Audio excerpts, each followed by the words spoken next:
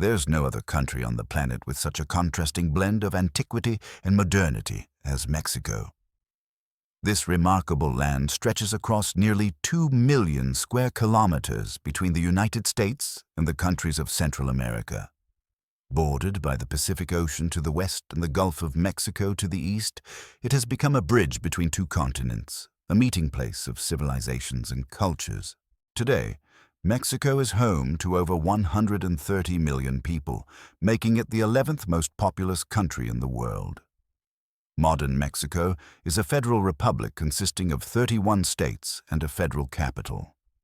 Mexico City, its capital, is one of the largest metropolitan areas on the planet, with a population of over 20 million. However, these figures conceal an incredible history spanning several millennia. A history of great civilizations and their fall, bloody conquests and heroic struggles for independence, revolutions and dictatorships, triumphs and tragedies. The history of a country that gave the world chocolate, tomatoes, and corn, but which for centuries could not find peace and stability. Great empires flourished here for 2 millennia. The enigmatic Olmecs, who created gigantic stone heads, the mighty Mayans with their precise calendar and hieroglyphic script, the majestic Teotihuacan, the city of the gods, and finally, the warlike Aztecs with their floating capital, Tenochtitlan. But in just 2 years, a small handful of Spanish conquistadors, led by Hernán Cortés, destroyed what had taken centuries to build. 300 years of Spanish colonial rule gave way to a bloody war of independence that lasted 11 years. But the achievement of freedom in 1821 did not bring the long-awaited peace. Instead, the young nation plunged into the chaos of civil wars, military coups, and territorial losses. How did it happen that a country with such mineral wealth and fertile lands, the birthplace of America's most ancient civilizations, failed to find a path to prosperity for so long? Why did Mexico, unlike its northern neighbor, fail to become a world power? And how did it manage to preserve its unique cultural identity amidst the maelstrom of historical upheaval? This is the story of Mexico, cradle of civilizations, ancient Mesoamerica. Long before European explorers crossed the Atlantic Ocean, the territory of modern-day Mexico was teeming with life. Archaeological finds in Tepespan indicate that the first humans arrived here at least 20,000 years ago. These were hunters and gatherers, roaming the vast expanses of North America in search of mammoths and other large animals. About 9,000 years ago, a true revolution took place here. Not a political one, but an agricultural one. The ancient inhabitants of these lands learned to grow maize, beans, and pumpkins. This discovery radically changed their way of life. Nomads became sedentary farmers, and the first permanent settlements and then cities emerged. From the 12th to 5th centuries BCE, the enigmatic Olmec civilization flourished on the coast of the Gulf of Mexico. They are called the mother of all subsequent Mesoamerican cultures. The Olmecs created astonishing works of art, giant stone heads weighing up to 40 tons, carved from basalt. How they transported these monoliths hundreds of kilometers without wheels or draft animals remains a mystery. The Olmecs laid the foundations of Mesoamerican civilization. They created the first calendar, invented a ball game with ritual significance, and developed a writing system. Their influence extended far beyond their native swamps, from central Mexico to Guatemala. After the decline of the Olmec civilization, other cultures took up the baton. The classical period of Mesoamerican history, a time of flourishing great civilizations, began between the 4th and 9th centuries CE. Teotihuacan, the city of the gods, as the Aztecs later called it, rose in the Valley of Mexico. This metropolis, with a population of approximately 200,000, was one of the largest cities in the world of its time. Its monumental pyramids of the sun and the moon still captivate the imagination. In the south, in the jungles of Yucatan and Guatemala, The Mayan civilization reached its peak. The Mayans created the most sophisticated writing system in pre-Columbian America, developed a sophisticated calendar whose accuracy surpassed that of the Europeans, and achieved incredible heights in astronomy and mathematics. They invented the concept of zero independently of Indian mathematicians. Their cities of Palenque, Tikal, and Chichen Itza were adorned with exquisite palaces and pyramid temples rising above the tropical forest canopy. In the mountains of Oaxaca, the Zapotec civilization flourished, centered at Monte Alban. On the Gulf Coast, the Totonacs built the majestic El Tajin with its famous pyramid of niches. Each of these cultures made its own unique contribution to the overall mosaic of Mesoamerican civilization. However, by the 9th century, the classic period ended with a mysterious collapse. The great Mayan cities were abandoned, and Teotihuacan fell into disrepair. The causes of this crisis are still debated. Perhaps climate change, wars, or internal social conflicts. But life on this land did not cease. Aztec Empire. Eagle on a cactus. In the 13th century, warlike nomads from the north arrived in central Mexico. They called themselves Mexica or Aztecs and brought with them a legend that they were destined to found a great city where they saw an eagle perched on a cactus, devouring a snake. They wandered for a long time through the Valley of Mexico until, finally, in 1325, they saw the coveted sign on a marshy island in the middle of Lake Texcoco. Here they founded Tenochtitlan, one of the most astonishing cities in human history. Built on artificial islands in the middle of a lake, connected by causeways and canals, it resembled Venice. The Spanish conquistadors, who first saw it in 1519, were astonished by its splendor. Bernal Diaz del Castillo wrote that they wondered if they were dreaming. Over 2 centuries, the Aztecs created a powerful empire stretching from the shores of the Pacific Ocean to the Gulf of Mexico. Unlike European empires, it was not a single centralized state, but rather a federation of city-states under the hegemony of Tenochtitlan.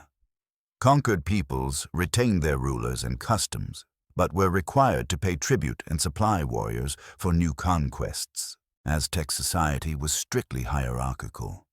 At the top stood the Tlatoani, the great orator, whom Europeans called the emperor. Below them were the Pipiltin, the nobles, then the Pochteca, the long-distance merchants, and finally the Maqueguali, the commoners.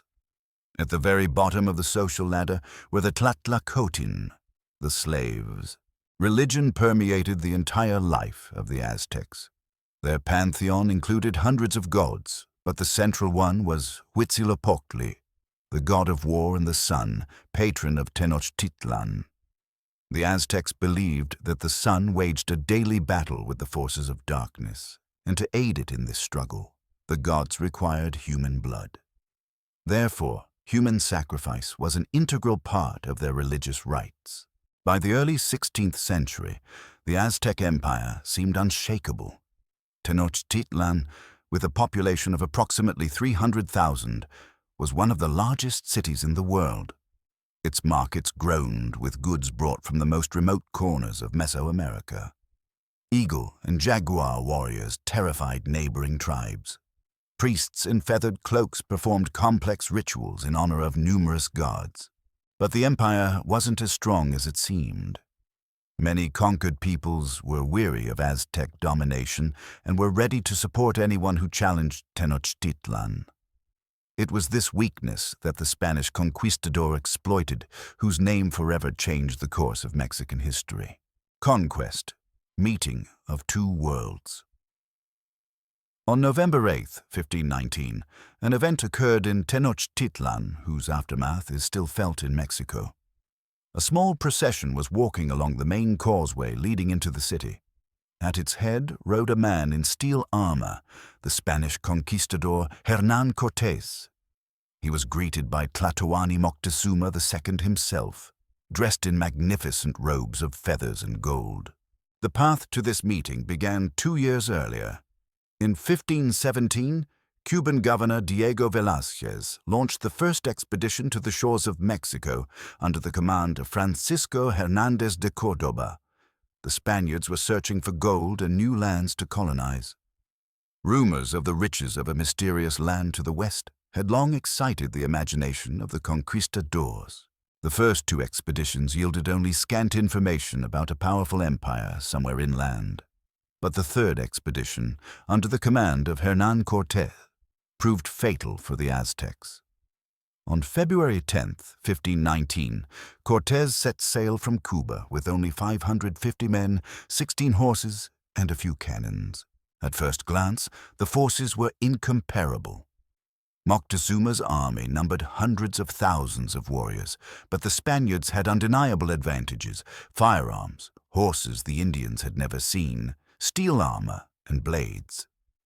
But Cortés's most important weapon turned out to be not muskets and sabers, but his diplomatic skills. Having landed on the coast, Cortés founded the city of Villarrica de la Vera Cruz and declared himself independent from the governor of Cuba. To prevent any desertion, he ordered the ships burned. Now his men had no choice but to conquer or die. As he advanced inland, Cortés skillfully exploited the tensions between the various indigenous tribes. The Tlaxcalans, traditional enemies of the Aztecs, became his main allies. By the time the Spaniards reached Tenochtitlan, their army numbered several thousand indigenous warriors. Moctezuma II found himself in a difficult situation. Ancient prophecies foretold the return of the god Quetzalcoatl, the feathered serpent, in the very year the Spaniards arrived. The bearded strangers on strange beasts seemed to embody these prophecies. Moctezuma vacillated between resistance and submission, which ultimately led to disaster. At first, Cortés was received in Tenochtitlan as an honored guest. The Spaniards were housed in the palace, and Moctezuma showered them with gifts. But the conquistadors soon revealed their true nature. They took Moctezuma hostage and began plundering the city's treasures. The Aztecs' patience snapped when the Spaniards carried out a massacre during a religious festival. A rebellion erupted. On the night of June 30th to July 1st, 1520, which the Spaniards called the Night of Sorrows, they were driven out of Tenochtitlan with enormous losses. But Cortés did not give up. He retreated to Tlaxcala, where within a year he raised a new army and built a small fleet for operations on Lake Texcoco. On August 13th, 1521, after a 93-day siege, Tenochtitlan fell. The last Aztec Tlatoani, Cuauhtémoc, was captured.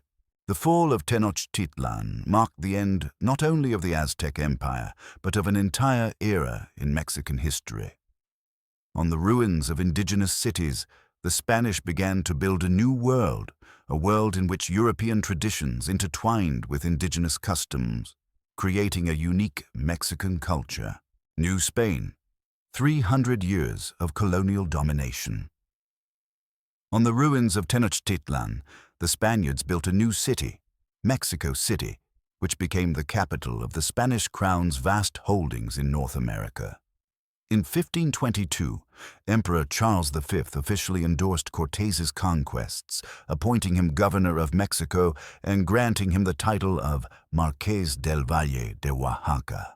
However, the crown soon limited Cortés's power, fearing he might establish an independent state. In 1535, Mexico was incorporated into the newly created Viceroyalty of New Spain, which stretched from California to Panama. Antonio de Mendoza, the Spanish monarch's personal representative in the New World, became the first viceroy. The colonial system of governance was complex and bureaucratic. At the helm stood a viceroy appointed from Madrid. He was subordinate to provincial governors, district corregidors, and city mayors. All important decisions were made in Spain by the Council of the Indies, and they reached Mexico months late. The Spanish brought to Mexico not only a new system of government, but also a new religion. The Roman Catholic Church became the most important instrument of colonization. Franciscan, Dominican, and Augustinian missionaries baptized the Indians, built monasteries and schools, and created the first books in local languages. The apparition of Our Lady of Guadalupe to the Native American Juan Diego in 1531 played a special role in the history of Mexican Catholicism. The cult of Our Lady of Guadalupe became a symbol of the fusion of European Christianity with Native American beliefs and remains a central element of Mexican religiosity. The colonial economy was based on the exploitation of natural resources and the forced labor of indigenous people. The main sources of income were the silver mines in Zacatecas, Guanajuato, and Potosi, sugar plantations in the tropical regions, and cattle ranches in the north. The encomienda system granted Spanish colonists the right to the labor and tribute of a certain number of indigenous people in exchange for their protection and Christianization. Colonial society was strictly hierarchical and based on racial differences.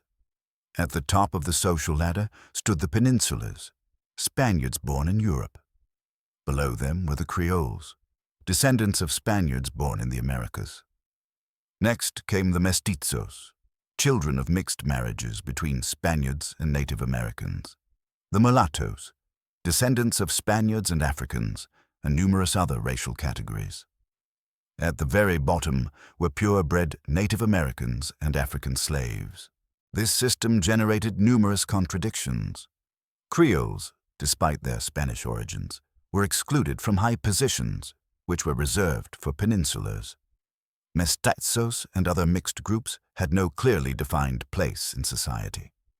Native Americans were subjected to exploitation and cultural assimilation, but they retained many traditional customs.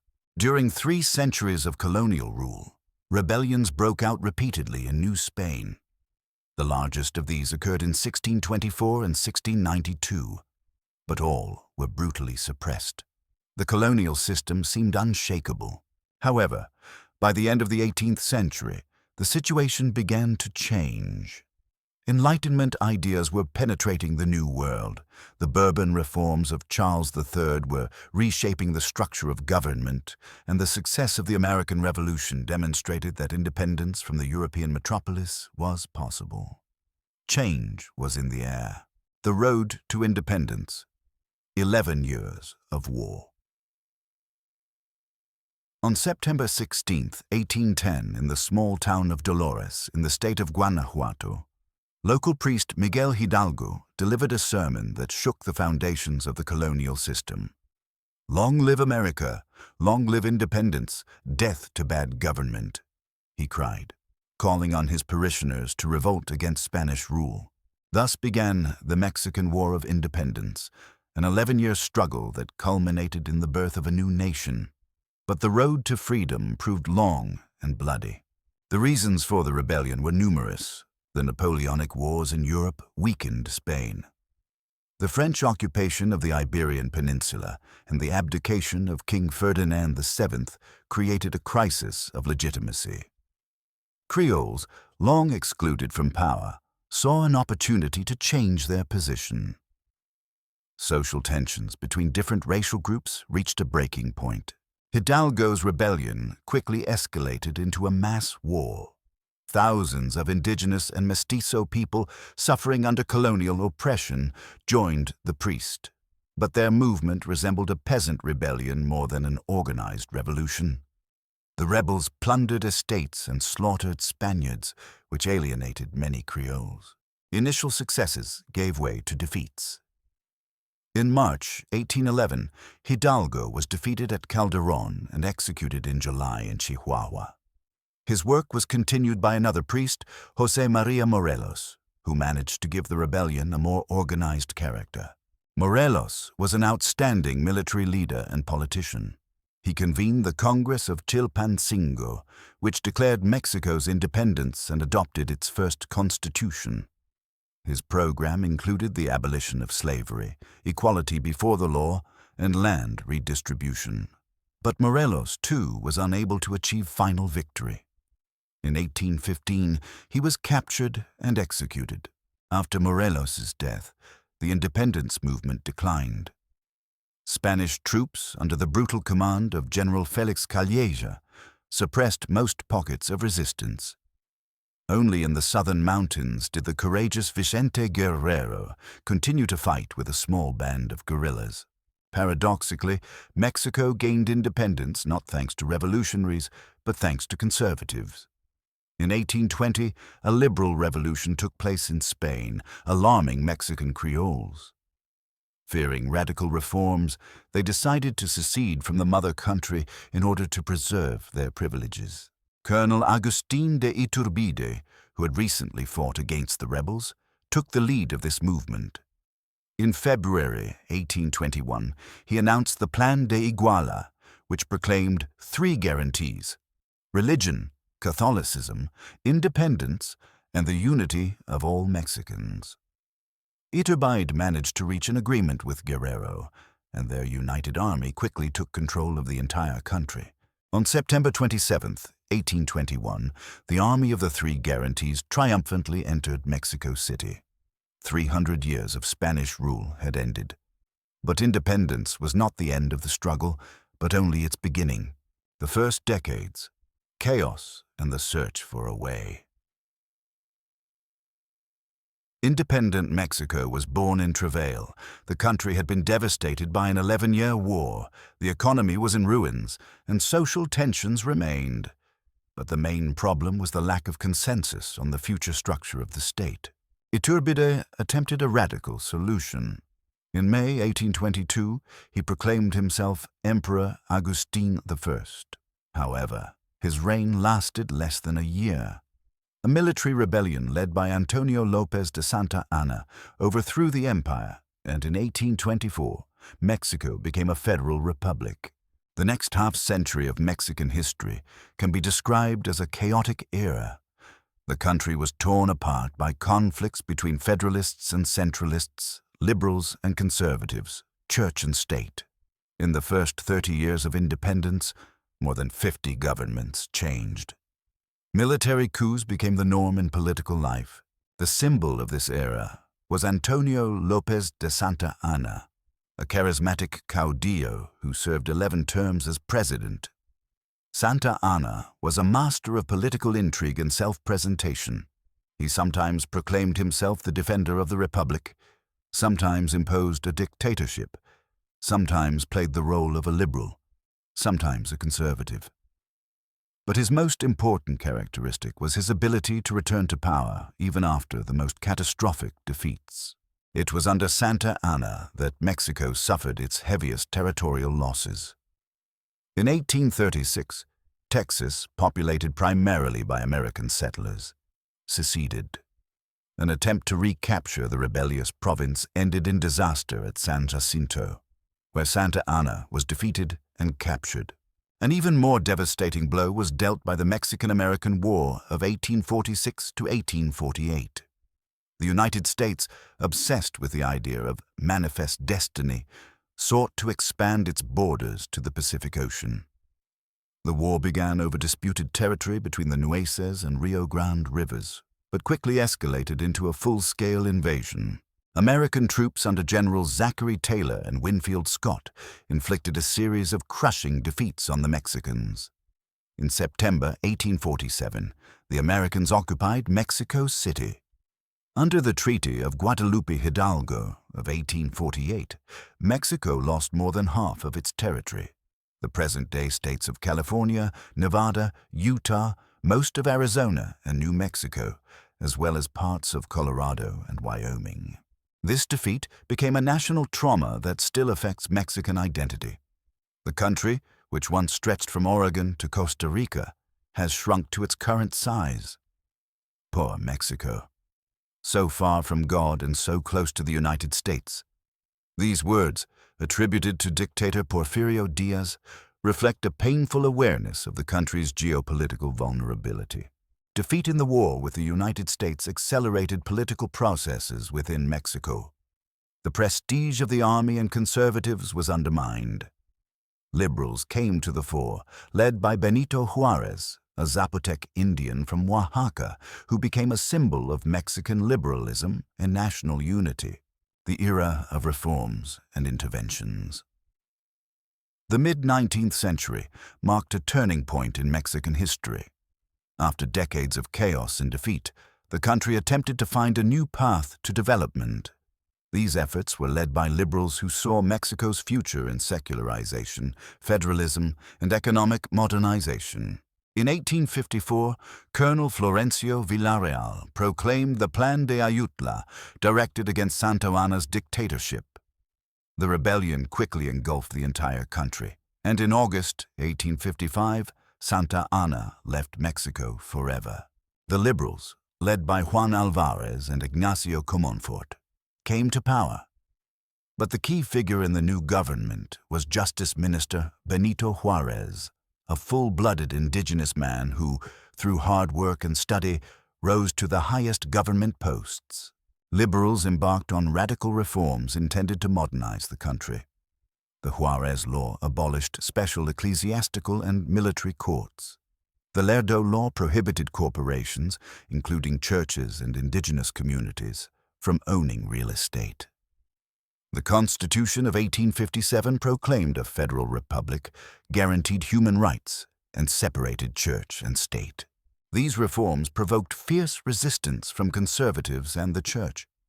In December 1857, they revolted under the slogan, "Religion and Privilege." A 3-year war of reforms began, splitting the country in two. The liberals controlled the port cities and received customs revenues. The conservatives relied on the central districts and church property. The war was particularly brutal. Both sides executed prisoners and showed no mercy to the civilian population. The liberals' capture of Guadalajara in March 1859 was a turning point. However, international support played a decisive role. The United States recognized the Juarez government and provided it with military aid. In January 1861, the liberals occupied Mexico City, and the Reform War ended in victory. But the respite proved short-lived. Mexico was devastated by constant wars and unable to pay its foreign debts. In 1861, Juarez declared a 2-year moratorium on debt payments to European creditors. This served as a pretext for intervention. In December 1861, troops from Spain, France, and Great Britain landed on the coast of Veracruz. Initially, the talk was simply about forcing the country to pay its debts. But Napoleon III had more ambitious plans. He wanted to create a French empire in Mexico that would counterbalance the growing power of the United States. Spain and England quickly withdrew their troops, realizing the French's true intentions. But France launched a full-scale intervention. On May 5, 1862, the Mexicans achieved a resounding victory over the French at the Battle of Puebla. This day is still celebrated as a national holiday. However, the joy was premature. Napoleon III sent 30,000 elite troops, and in June 1863, the French occupied Mexico City. Juarez fled north, from where he continued to lead the resistance. The French proclaimed the Mexican Empire under the Austrian Archduke Maximilian of Habsburg. Maximilian was a liberal monarch with sincere intentions, but his rule relied solely on French bayonets. Most Mexicans saw him as a puppet of foreigners. The situation changed after the end of the American Civil War. The Americans demanded the withdrawal of French troops and began supplying arms to the Republicans. Napoleon III, facing growing pressure in Europe, began evacuating his troops. Maximilian remained in Mexico with a handful of supporters. On June 19, 1867, he was executed by firing squad in Querétaro, following a military tribunal's verdict. The Second Mexican Empire ceased to exist. Juarez returned triumphantly to Mexico City. The Republic was restored, and the president himself became a national hero. His portrait still adorns Mexican banknotes, and hundreds of streets and squares across the country are named in his honor. Porphyry, order, and progress. After decades of war and chaos, Mexico longed for peace. And peace arrived in the form of Porfirio Diaz, a military man who seized power in 1876 and ruled the country with only a brief hiatus until 1911. The era of his reign went down in history as the Porfiriate. Diaz was the son of a humble blacksmith from Oaxaca. He fought in the War of Reform and Intervention, proving himself a brave and skilled military leader. But his greatest talent was his ability to maintain political balance and ensure economic stability. Order and progress became the slogan of the Diaz regime. The dictator harshly suppressed any opposition, but at the same time pursued a policy of economic modernization. Under his rule, more than 20,000 kilometers of railways were built in Mexico, connecting the capital with major ports and the U.S. border. Foreign investment flooded into mining, oil, and agriculture. Mexico City transformed into a modern European capital with wide avenues, theaters, and palaces. The country's elite imitated French fashions and sent their children to study in Paris. It seemed that Mexico had finally found a path to prosperity, but the Porfiry's splendor concealed deep social problems. Economic growth was accompanied by growing inequality. Foreigners controlled key sectors of the economy. Peasants were losing their lands, which were concentrated in the hands of large landowners. By the beginning of the 20th century, 1% of the population owned 97% of the arable land. The political system was extremely authoritarian. Diaz was re-elected time after time, eliminating all potential rivals. Governors were appointed from the center, and local authorities became obedient enforcers of the dictator's will. Freedom of speech and assembly were eliminated. By 1910, when Diaz celebrated the centenary of the start of the War of Independence, his regime seemed unshakable. But beneath the surface, calm discontent was simmering. The young intelligentsia demanded democratization. Peasants suffered from landlessness. Workers fought for their rights. The spark that ignited the powder keg occurred in the northern state of Chihuahua. There, Francisco Madero, a landowner from a wealthy family, demanded political reform. His book, Presidential Succession, in 1910, became the manifesto of the democratic opposition. When Diaz arrested Madero on the eve of the next elections, he fled to the United States and proclaimed the Plan de San Luis Potosi, calling for an uprising against the dictatorship. On November 20th, 1910, rebellions broke out across the country. The Mexican Revolution had begun, one of the largest and bloodiest events in Latin American history.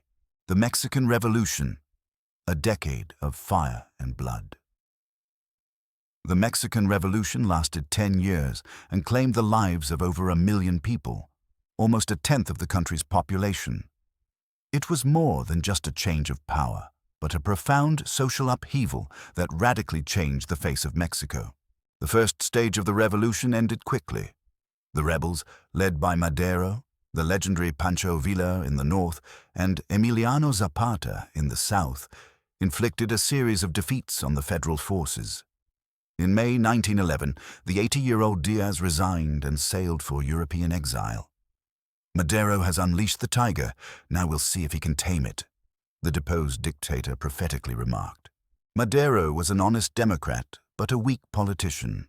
He held free elections and became president, but failed to satisfy the radical demands of his former allies.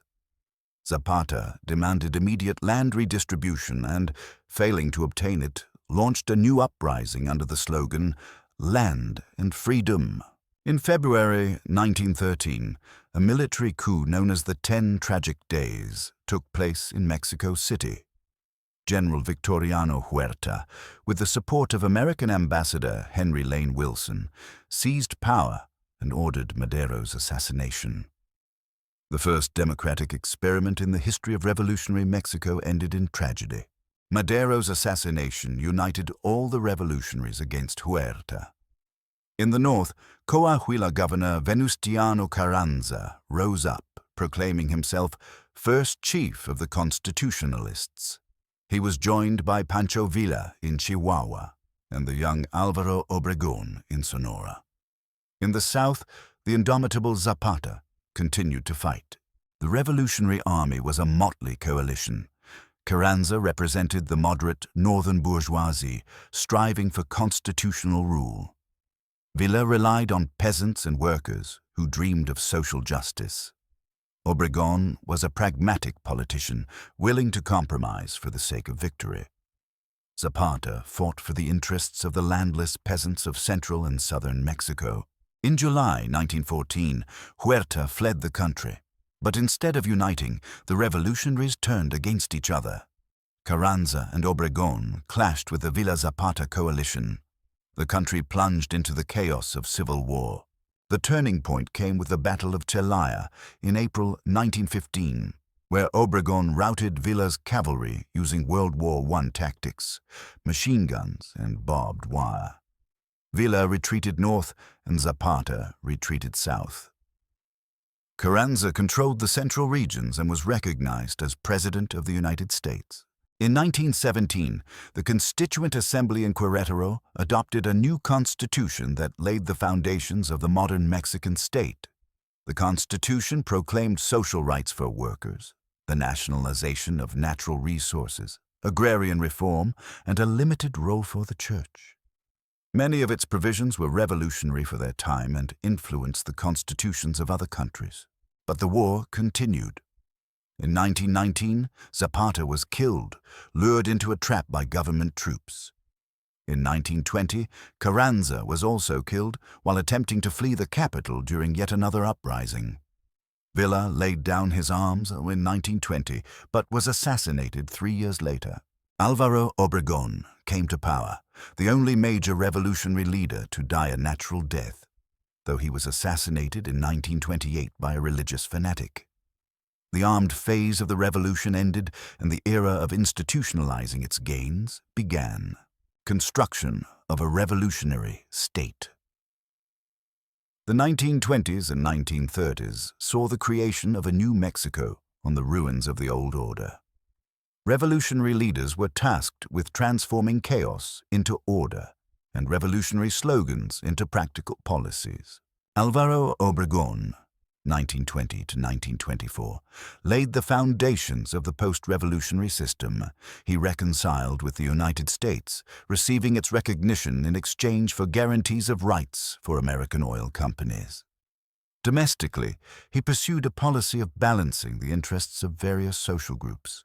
Obregón supported labor unions, but did not allow them to escape state control. He launched agrarian reform, distributing 3 million hectares of land to peasants. Under his rule, a powerful cultural movement unfolded, glorifying the Mexican Revolution. Artists Diego Rivera, José Clemente Orozco, and David Alfaro Siqueiros created grandiose murals celebrating the people's struggle for freedom. After Obregón's assassination, Plutarco Elias Calles, 1924 to 1928, came to power, taking the revolution's anti-clerical policies to extremes.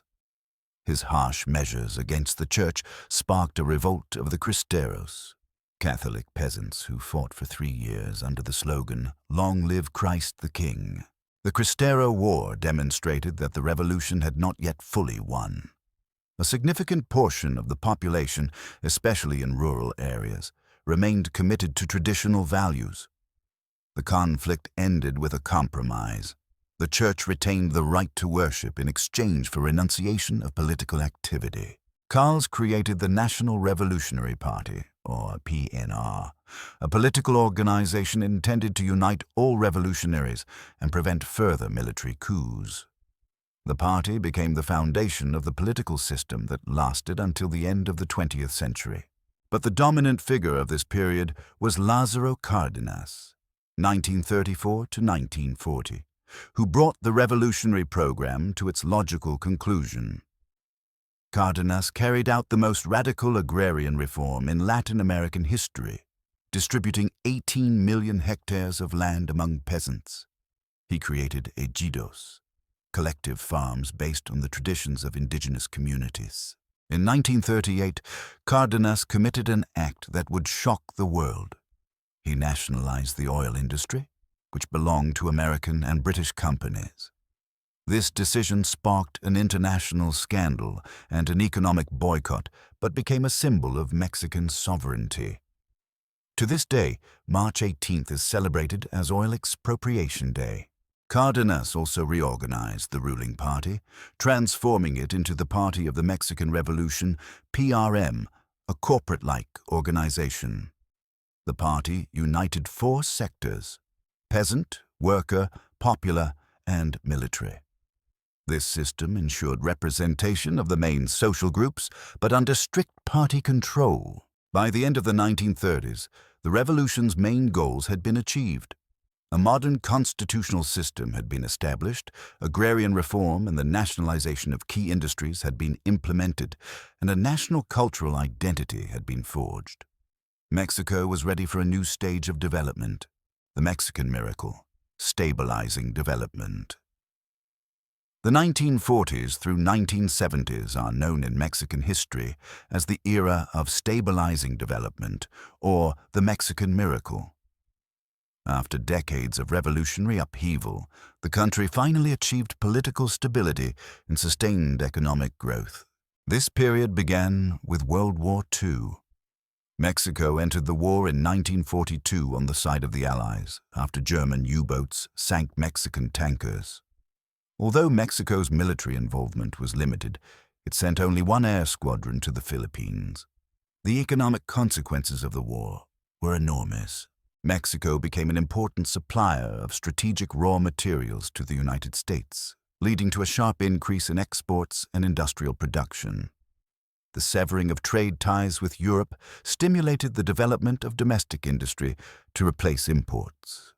The Bretton Woods system ensured the stability of the peso against the dollar. In 1946, the first civilian president since Madero, Miguel Alemán Valdés, came to power.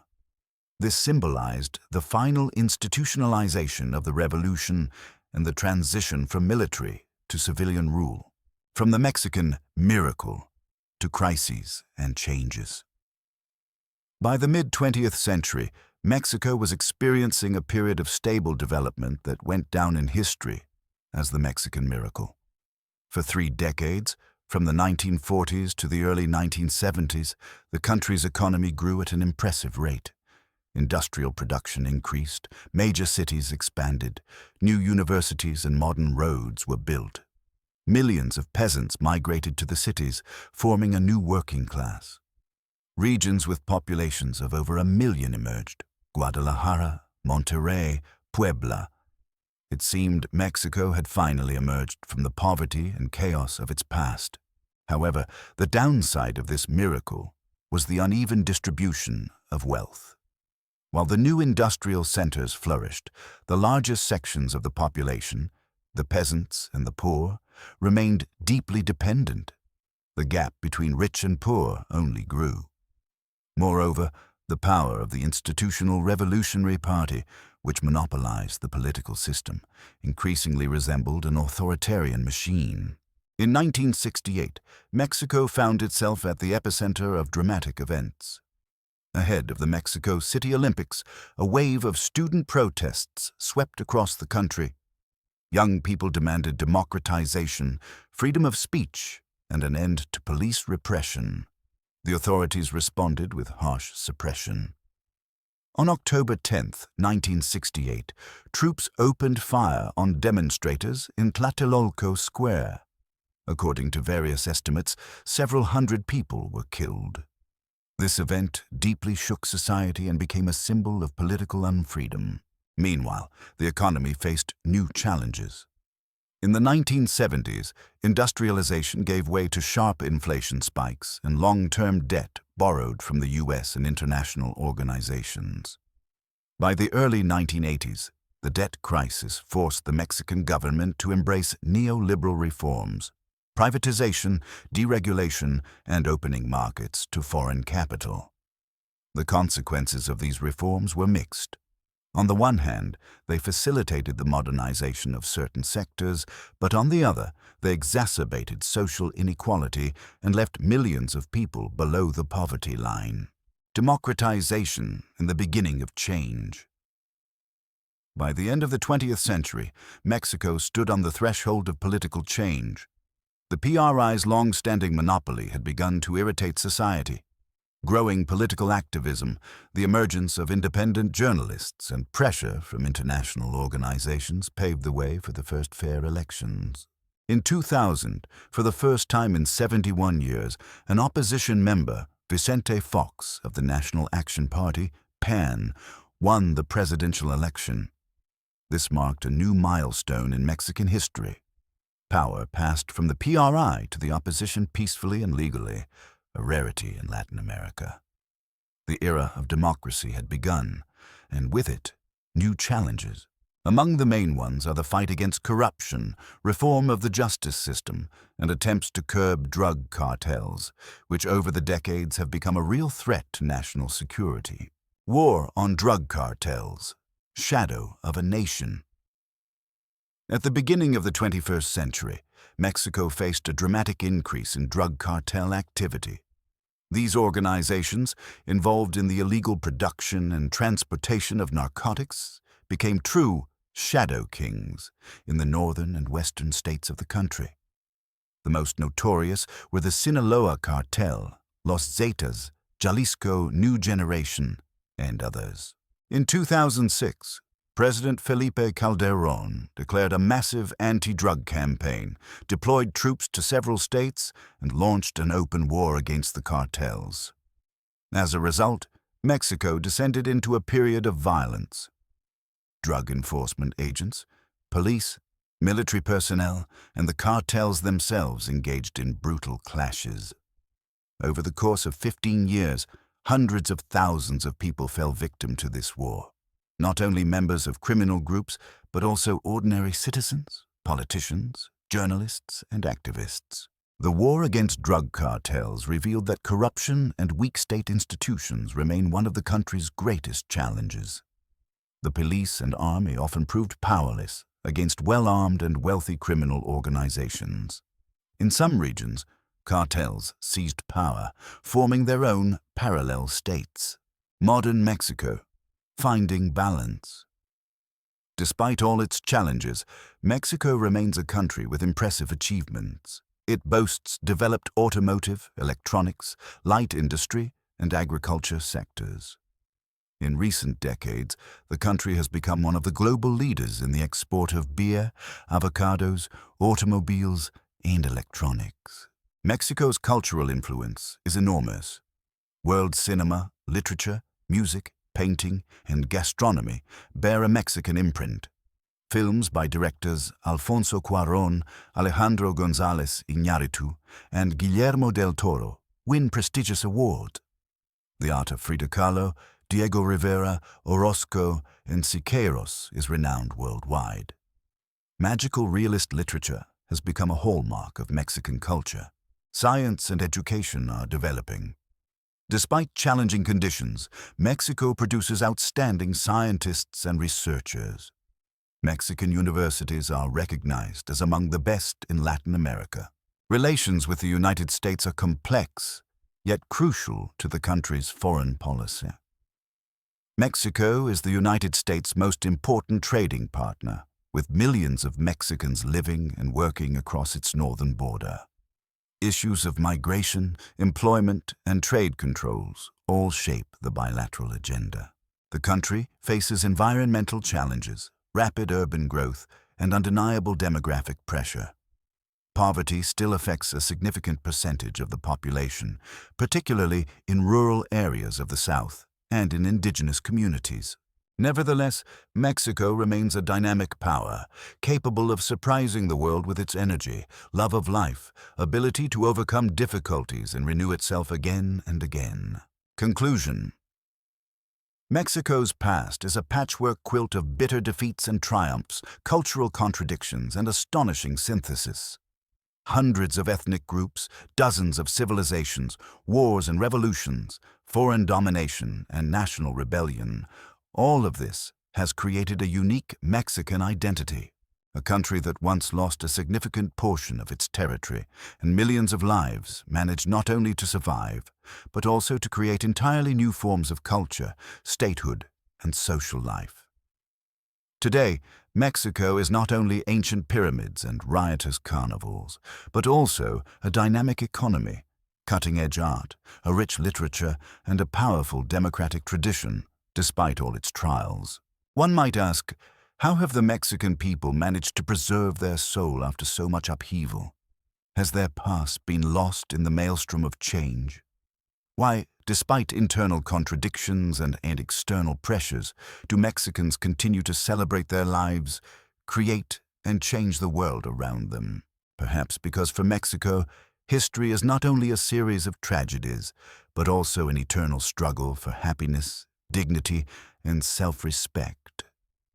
This is a country where an ancient eagle still perches on a cactus, holding a snake in its beak, and beneath its feet lie the strong roots of a 1,000-year-old tradition.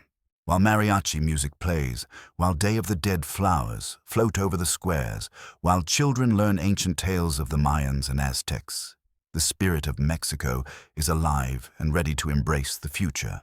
And where will its path lead tomorrow? Time will tell. This is the story of Mexico. Thank you for your attention. We welcome your likes and comments, and be sure to subscribe to our channel. See you in the next video.